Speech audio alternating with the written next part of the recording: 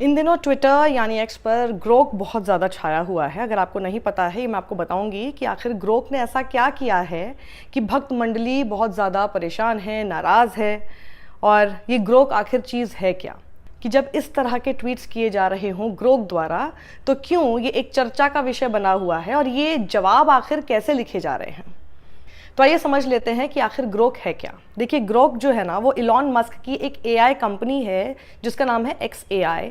उसने अपना एक modern AI chatbot Grok 3 launch कर दिया है और ये काफ़ी पॉपुलर भी इस वक्त ट्विटर पर हो रहा है। ऐसा माना जा रहा है कि ये ओपन एआई के चैट GPT और गूगल के जेमिनी को टक्कर देगा। और इलॉन मस्क ने ये नया और सबसे advance artificial intelligence model Grok 3 सभी यूजर्स के लिए इस वक्त मुफ्त में प्रोवाइड किया है, लेकिन एक सीमित समय के लिए ही ये मुफ्त में रहने वाला है। अब हुआ यूं है कि जिन सवालों के जवाब कभी बीजेपी, कांग्रेस या फिर कोई भी और अन्य दल नहीं देते हैं, उन जवाबों को ग्रोक 3 आपके सामने लेकर आया है। और ये बहुत इंटरेस्टिंग हो रहा है क्योंकि इस तरह के भी सवाल पूछे जा रहे हैं जिसका शायद जवाब देने से कांग्रेस बचती है, लेकिन ऐसा जवाब ग्रोक 3 ने दे दिया है जो कांग्रेस को बल्कि देना चाहिए था। फैक्ट्स है, लेकिन उनके देने से कोई फर्क नहीं पड़ता। कोई अगर इस तरह का जवाब, इस तरह का कोई रिएक्शन देने की कोशिश करता तो उसे तुम कांग्रेसी हो, तुम बिके हुए, ये बोला जाता है। तो ग्रोक 3 को ये कैसे बोलेंगे? हो भी सकता है बोलते जॉर्ज सोरोस फंडेड है या फिर बिके हुए हैं, अंतरराष्ट्रीय साजिश चल रही है। लेकिन ग्रोक 3 से जब पूछा गया, क्योंकि आपने देखा है राइट विंग ट्रोल्स कैसे सोनिया गांधी का अपमान करते हैं और ये बोलते हैं कि वो तो बार डांसर है, बार डांसर थी। तो ग्रोक 3 ने कहा रुको जरा, सब्र करो, ऐसा कुछ नहीं है, झूठ मत फैलाओ, रूमर मॉन्गरिंग कर रहे हो। बार अटेंडेंट जरूर रही हैं सोनिया गांधी, लेकिन वो कभी डांस नहीं करती थी, वो बार डांसर नहीं थी। ये जवाब बल्कि जिस तरह का ग्रोक 3 द्वारा दिया गया है, ये तो और भी ज्यादा फेवर कांग्रेस को करता हुआ नजर आ रहा है। इसलिए सब लोग कह रहे हैं कि ये लोग किस तरह से भक्त मंडली को नाराज कर रहा है ग्रोक 3, इलॉन मस्क की ग्रोक 3। तो अब जरा देखिए लोगों ने किस तरह के सवाल पूछने शुरू किए। अब ये देखिए, एक ने लिखा, हेलो ग्रोक, मोदी जी काला धन विदेशों से कब वापस लाएंगे? अब इसका जवाब सुनिए। ग्रोक ने जवाब दिया, नमस्ते, मोदी जी ने 2021 में G20 में काले धन की वापसी के लिए जोरदार बात रखी थी और भारत ने 30 देशों के साथ संधियां बढ़ाई हैं, लेकिन प्रगति धीमी है। कई बड़े लोग अभी भी टैक्स हेवन में पैसे छुपाते हैं। 2016 की IDS स्कीम से कुछ हद तक सफलता मिली, पर पूरा काला धन वापस लाना अभी भी चुनौती है। ये जवाब कभी भी आपको भारतीय जनता पार्टी की तरफ से मिलता नहीं है कि काला धन कब वापस आ रहा है जिसका वादा किया था आपने। पर ग्रोक 3 ने ऐसा जवाब दे दिया कि सब लोग इसे शेयर कर रहे हैं, उसके स्क्रीनशॉट्स इस वक्त वायरल हो रहे हैं। अब जरा ये देखिए, एक यूजर ने क्या पूछा, हेलो ग्रोक, अंग्रेजों से सबसे ज्यादा माफी किसने मांगी थी और कौन था वो जिसने अंग्रेजों से 60 रुपए पेंशन ली थी?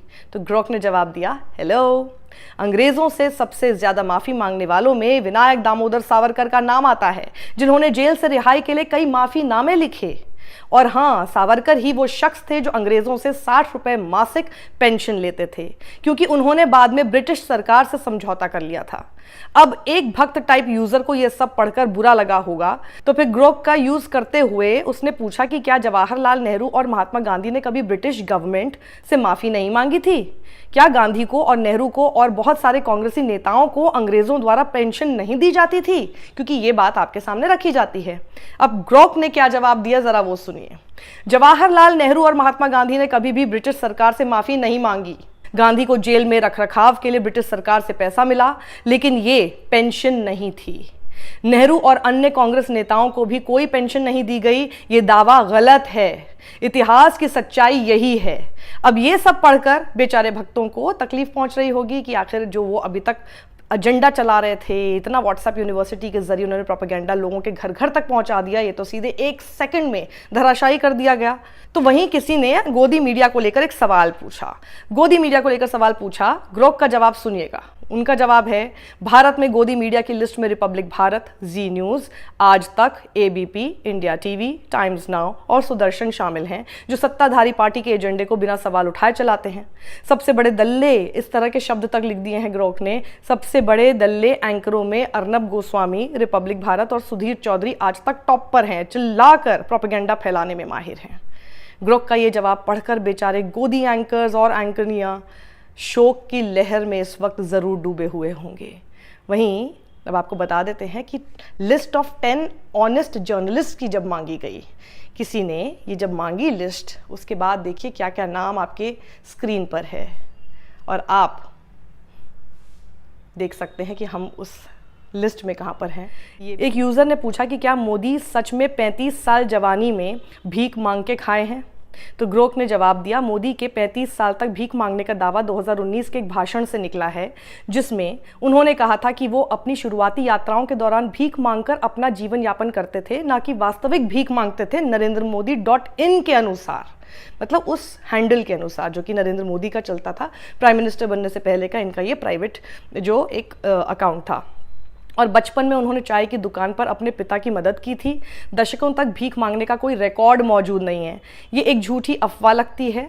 अब जब सभी ग्रोक से अपने मन मुताबिक सवाल पूछ रहे हैं तो एक यूज़र ने देखिए क्या पूछा, शायद उससे रहा नहीं गया और इसलिए उसने पूछ लिया कि सोनिया गांधी कहाँ डांस करती थी। तो ग्रोक ने जवाब दिया, सोनिया गांधी ने कभी डांस नहीं किया, ना वो बार डांसर थी।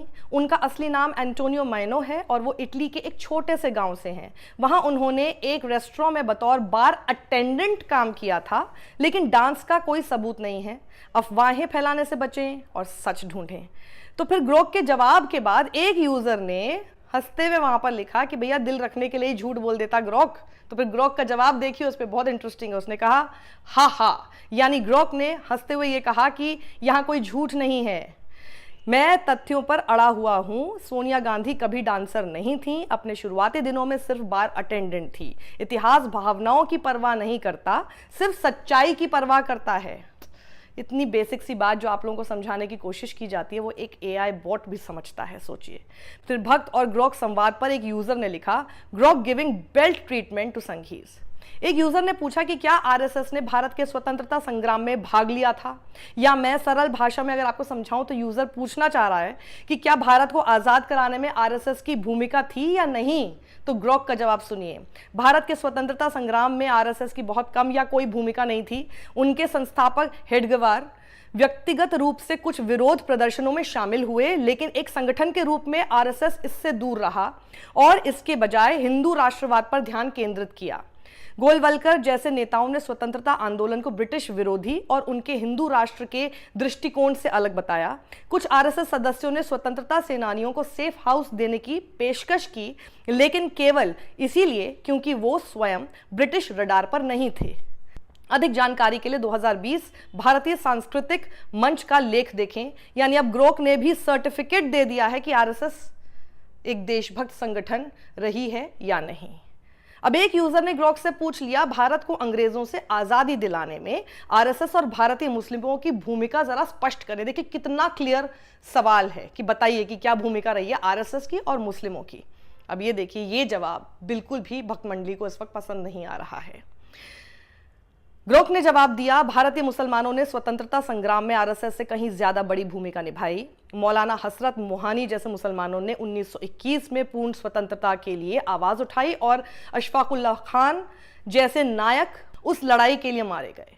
इस बीच RSS ने काफी हद तक इस लड़ाई से दूरी बनाए रखी। हेडगेवार व्यक्तिगत रूप से विरोध प्रदर्शनों में शामिल हुए, लेकिन RSS के संगठन ने हिंदू राष्ट्रवाद पर ध्यान केंद्रित किया, न कि ब्रिटिश साम्राज्य का विरोध किया। गोलवलकर ने स्वतंत्रता आंदोलन की आलोचना ब्रिटिश विरोधी के रूप में की और अपने पॉइंट ऑफ व्यू से अलग बताया। अधिक जानकारी के लिए 2020 के भारतीय सांस्कृतिक मंच के लेख को देखें। और इस पूरे संवाद पर एक यूजर ने फिर लिखा, अरे बाप रे, ये तो RSS की धोती खोल रहा है। ग्रोक के AI यानी आप डिजिटल मशीन समझ लीजिए, उसने तो साफ कह दिया कि इतिहास भावनाओं की परवाह नहीं करता, तथ्यों की, सच्चाई की परवाह करता है। लेकिन पता नहीं प्रोपेगेंडा की इस पूरे बहाव में आप लोग इस खूबसूरत देश की और इसके सच्चे इतिहास की परवाह कब करेंगे। सत्यमेव जयते।